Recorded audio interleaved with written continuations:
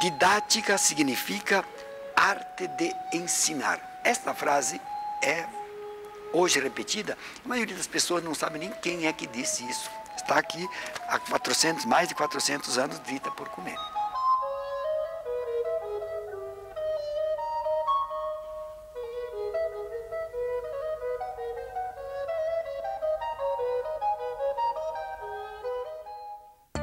Jan Amos Komensky, ou Comênios, nasceu na Morávia, região da Europa Central, pertencente ao antigo Reino da Boêmia, atual República Tcheca. Religioso cristão, é conhecido como o pai da didática moderna. Suas obras expressam um período de transição da Idade Média para a modernidade. Nelas, retoma os antigos gregos e latinos e os transpõe para seu momento histórico em uma área pouco valorizada na época, a didática. O período em que ele viveu é um período em que há uma grande evolução e uma grande transformação social em termos de descobertas científicas. É um momento muito forte da astronomia, a ciência da natureza, quando se descobre o processo de circulação do sangue do corpo humano, o momento das grandes viagens, no período de descoberta de novos países, de novas terras, é o período em que o homem, de certa forma, começa a pensar por si mesmo, de certa maneira independente de Deus, da lei divina, e começa a se passar do teocentrismo para o antropocentrismo. O mundo passava por amplas reformas em diversas áreas: filosofia, economia, política e nas ciências. O trabalho começava a deixar o modo de produção servil para algo próximo ao assalariado. Do artesanato, movia-se a manufatura. O mundo transformava-se em grande mundo, com muitas descobertas e novos conhecimentos. A palavra didática significa, pela sua etimologia grega, arte de ensinar. A palavra magna significa grande, enorme. Por quê? Porque ele queria expressar o tempo em que ele estava vivendo. O tempo era grande, ele estava se tornando enorme, estava se tornando um cosmos, estava se tornando um universalis. Então ele escreveu uma didática magna, isto é, uma didática que abrangesse todo o conhecimento daquele período em que ele vivia. O subtítulo da didática magna é Tratado da arte universal de ensinar tudo a todos. Por quê? Porque ele queria que todos aprendessem a ler, escrever e tivessem acesso a esse novo conhecimento. E por isso, para entrar para a escola esse novo conhecimento, era necessário que houvesse uma didática do mesmo tamanho, isto é, uma grande didática.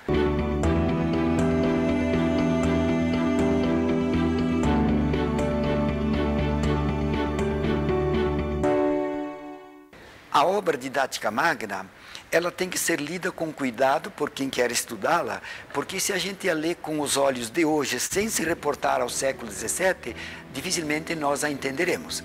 Por quê? Ela se constitui de 4 planos.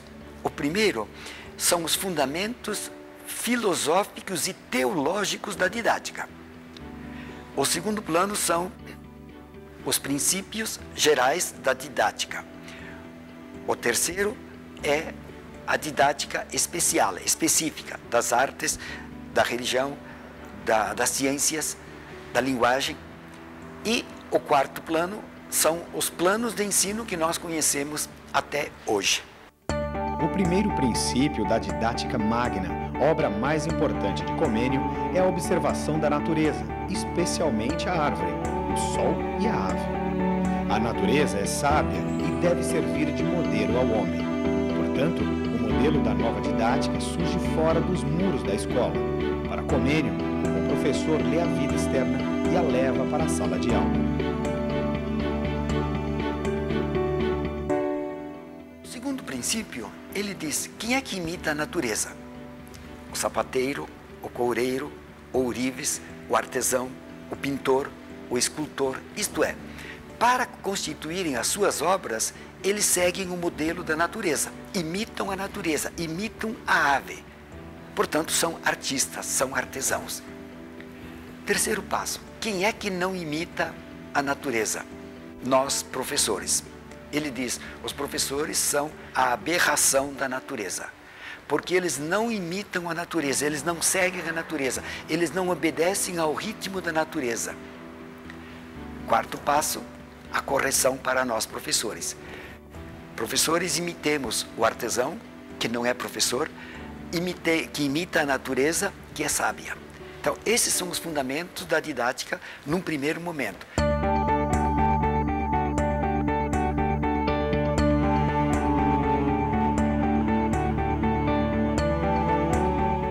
O segundo modelo da didática que Comênio apresenta é o relógio.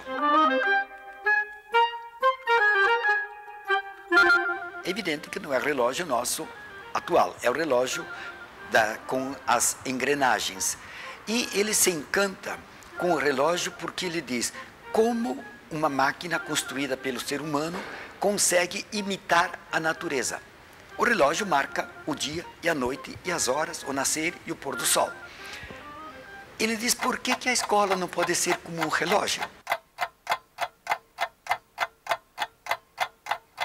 Em que há os alunos, os professores, a coordenação, a direção, e todos funcionam como se estivessem numa engrenagem perfeita. As grandes engrenagens, as menores, as mínimas, todas andam em harmonia.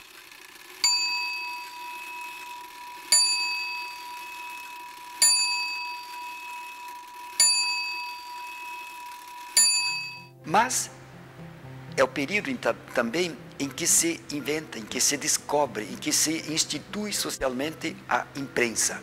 E Comênio se encanta com esse novo artefato humano a tal ponto que ele quer mudar até o nome da didática, quer que ela se chame didacografia, porque ele diz, a prensa é aquela que imprime o conhecimento no papel. O professor, por sua didática, deve ser aquele que imprime na cabeça dos alunos o conhecimento. E toma o novo invento econômico, político, social da imprensa e quer transpô-la para a sala de aula para que se torne o modelo do professor. A voz do professor é a tinta que imprime. O aluno é a folha em que é impresso o conhecimento. Os intervalos, os recreios é a virada da página. A página precisa secar, o aluno precisa pensar e vai fazendo toda a descrição do livro da aula como se fosse uma imprensa que imprime os livros.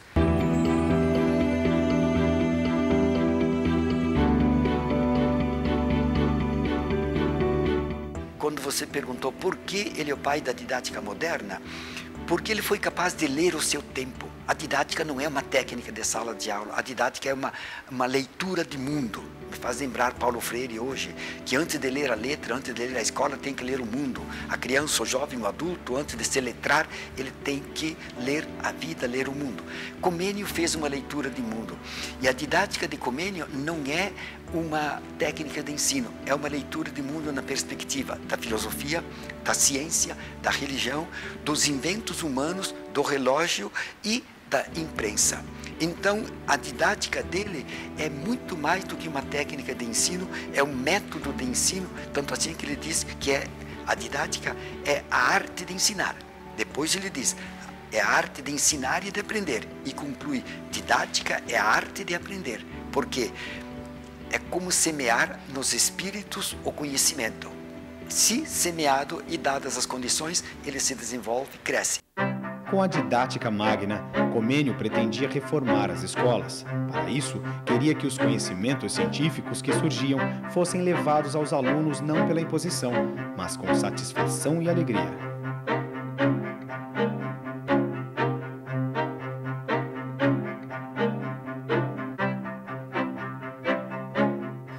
Então, ele quer mudar essa postura de apenas aprender por aprender, mas começa a mostrar que o conhecimento, que o conteúdo que o educando vai adquirindo, deve servir para a vida.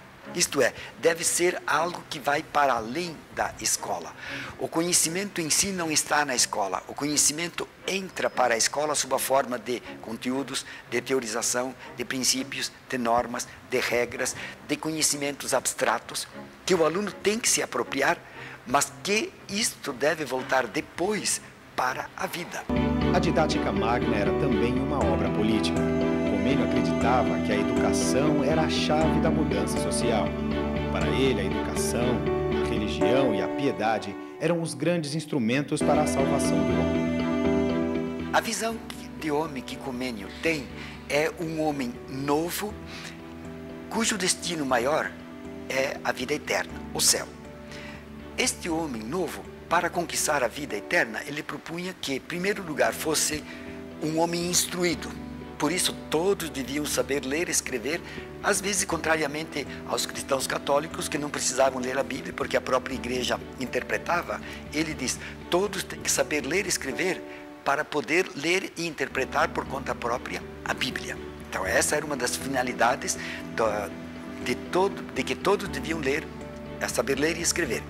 Segundo, além de instruído, o homem tinha que ter religião, porque era outro instrumento de salvação. E tinha que ter uma religiosidade piedosa.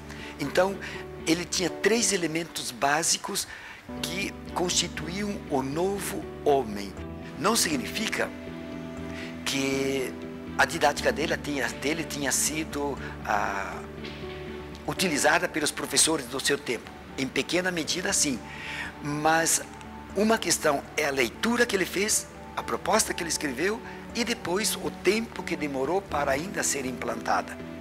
Então, não é automática porque alguém percebe uma nova dimensão que ela automaticamente passa a fazer parte da escola. Demora.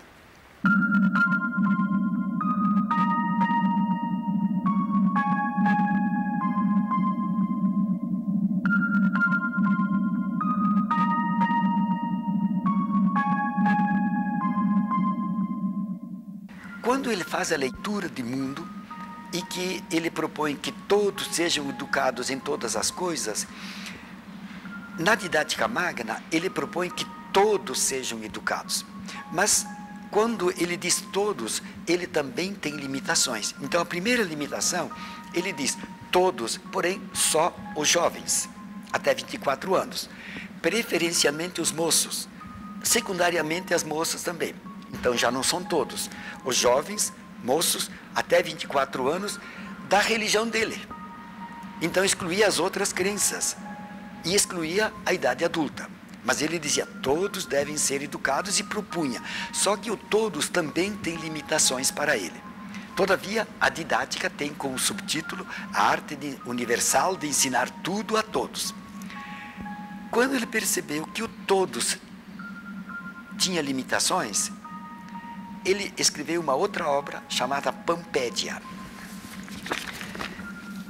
Este livro, Pampédia, que em português significa Educação Universal, é a obra em que ele passa da didática magna, que é para a universalidade total da educação. Eu diria que em didática magna ele traz a educação universal, mas ainda em sua forma relativa.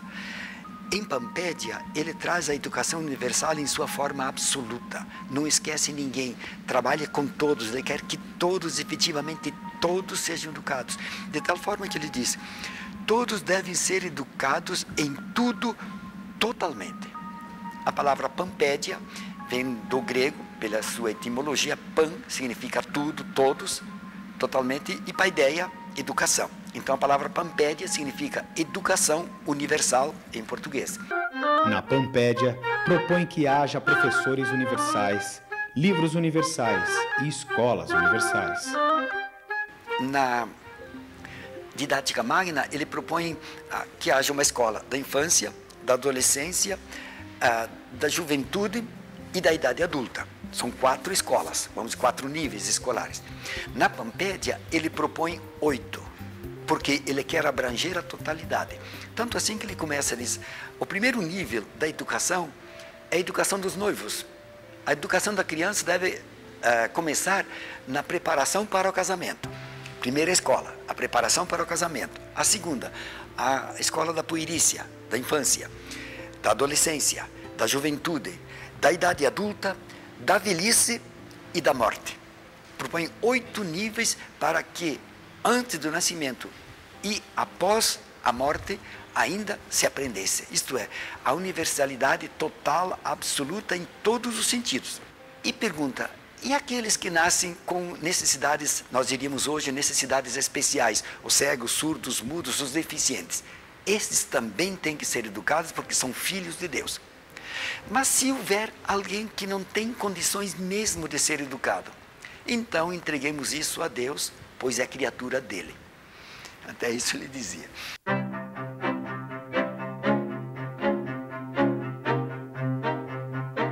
Comênio viajou por toda a Europa, bebeu em diversas fontes, viveu intensamente a transição entre a idade medieval e a modernidade, as tensões entre a religião e a ciência. A leitura de mundo que Comênio faz para transpor para a didática e para a educação tem suas fontes no Renascimento, nos gregos e latinos, e tem também a fonte contemporânea dele. Então ele dialoga, por exemplo, com Descartes, com a filosofia de Descartes, o método de condução do espírito, as regras de condução do espírito que Descartes propõe para a filosofia. Comênio se apropria, inclusive mantiveram um encontro em que cada um apresentou seus escritos e suas filosofias. E diz que foi um encontro muito interessante porque Comênio é religioso e didata e Descartes, um matemático, um pensador, um filósofo, dialogando sobre a questão do método, sobre a questão da educação, sobre a questão da filosofia. Então ele dialogava com os contemporâneos. Ele conhecia a obra de Bacon, o método, o novo órgão de Bacon, em que Bacon propõe a nova ciência pela experiência. E Comênio apreende isso e leva para a didática e diz para os professores, antes de explicar o que é uma coisa, dê para o aluno a coisa, o objeto. Depois faça o discurso sobre ela, depois faça a explicação. Então, tudo começa com a experiência, com a prática. É a nova ciência proposta, ou instituída, ou codificada, ou trazida, teoricamente, por Bacon. Comênio propõe que a didática parta sempre da vivência do educando, do conhecimento que ele já possui e de sua realidade. A concepção de professor para Comênio era de alguém que tinha um conhecimento, que tinha uma autoridade instituída socialmente, mas era alguém que se apresentava como modelo. Isto é, o aluno via no professor a imagem da perfeição.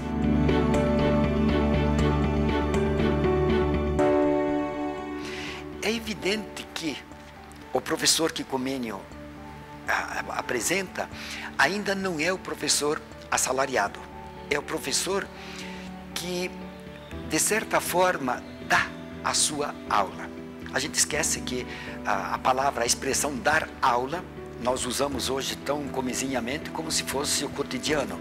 Na verdade, essa expressão ela é do período de Comênio e anterior a ele, quando o professor efetivamente dava gratuitamente suas aulas, porque ele vivia da agricultura, vivia do artesanato e também dava aula. Então ele ministrava, ele oferecia graciosamente suas aulas.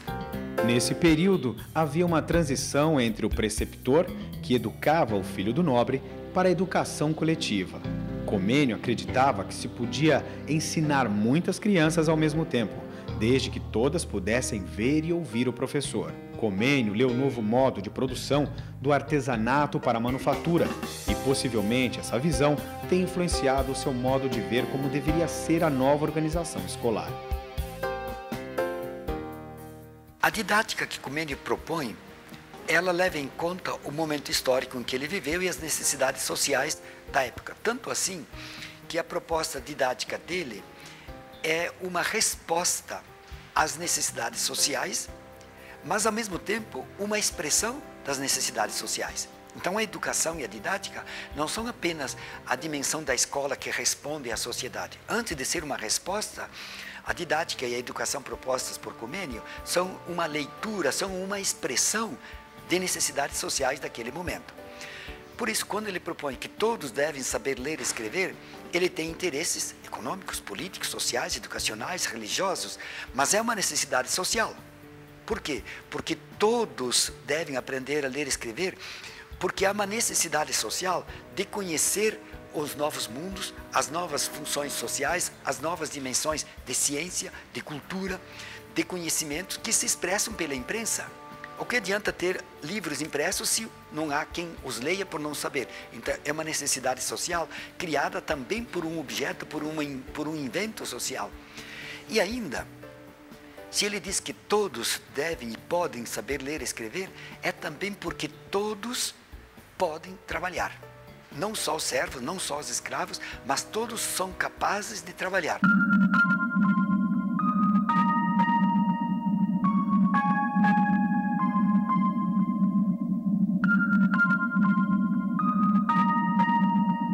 As escolas que ele fundava, em princípio, eu poderia dizer assim que não eram tão comenianas, porque à medida que ele fazia a leitura e propunha por escrito as obras dele, nem sempre eles eram automaticamente propostas nas escolas. Mas, por exemplo, uma questão que ele levava em conta era que todos se educassem coletivamente, jovens, adultos, crianças, anciãos, isto é, que todos aprendessem a ler e escrever conjuntamente e não separado. Então, essa é uma inovação que ele propunha. E as escolas que ele propunha, elas sempre tinham um caráter religioso, necessariamente, mas ao mesmo tempo a busca da ciência, a busca do novo, a busca daquilo que estava sendo proposto.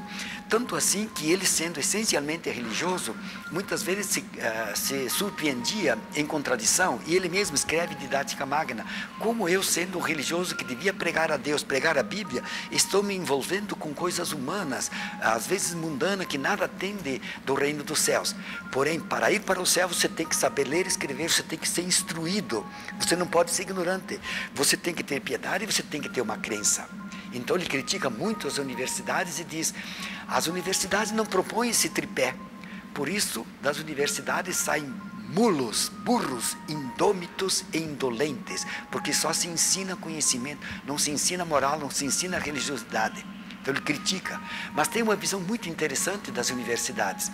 Em primeiro lugar, ele diz: para as universidades não devem ir todos, devem ir só os melhores. Os outros vão trabalhar a terra.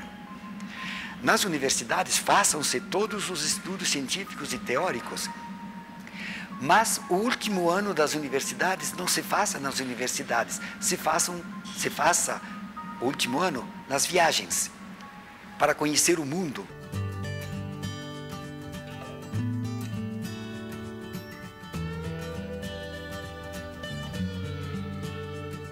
Ele tem muito a dizer para nós hoje, mas lendo-o no momento dele e vendo como ele expressou o momento dele, e retornar aos clássicos, me valendo de uma frase do pensador português que traduziu Comênio, o professor Ferreira, que retornar aos clássicos é progredir, é avançar, mas não copiar os clássicos, mas lê-los e entendê-los e ser capaz, pelo olhar com o qual eles leram o seu tempo, nós sermos capazes, como educadores, de ler o nosso tempo e de levar esse tempo para a sala de aula, para trabalharmos o conteúdo, para trabalharmos o que é necessário hoje para o momento, na perspectiva do futuro.